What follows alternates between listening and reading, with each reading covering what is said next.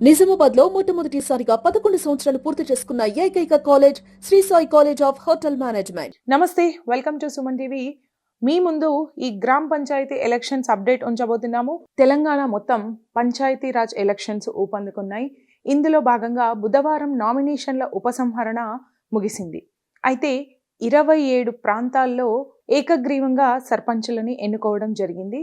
అయితే ఇక్కడ వివరాల్లోకి వెళ్తే మనకు 27 గ్రామాల్లో సర్పంచులు ఏకగ్రీవంగా ఎన్నికయ్యారు అని తెలుస్తుంది. అధికారులు చెప్పిన ప్రకారం వర్ణి మండలంలో 10, బోధన్ మండలంలో 4, సాలూరా మండలంలో 3, కోటగిరి మండలంలో 5, చందూర్ మండలంలో 2, పొతంగల్, ఎడ్పల్లి, నవీపేట్ మండలాల్లో ఒక్కో గ్రామ పంచాయతీ సర్పంచ్ ఏకగ్రీవంగా ఎన్నికయ్యారు.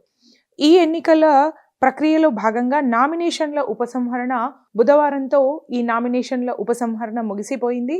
ఏకగ్రీవంగా ఎన్నుకోబడిన గ్రామ పంచాయతీలు ఏవైతే ఉన్నాయో అవి హర్షణీయంగా ఆదర్శప్రాయంగా నిలిచాయి.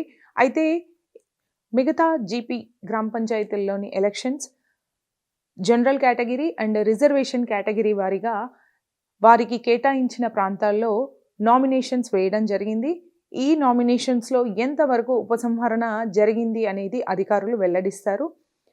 ఇప్పుడైతే 27 గ్రామాలు ఏకగ్రీవంగా ఎన్నుకోవడం జరిగింది వారి వారి సర్పంచ్. ఇక అదేవిధంగా చూసుకుంటే నిజామాబాద్ జిల్లాలో ముఖ్యంగా 3వ విడత నామినేషన్లు గురువారంతో ముగిశాయి. అయితే ఇందులో భాగంగా 1543 నామినేషన్లు దాఖలయ్యాయి.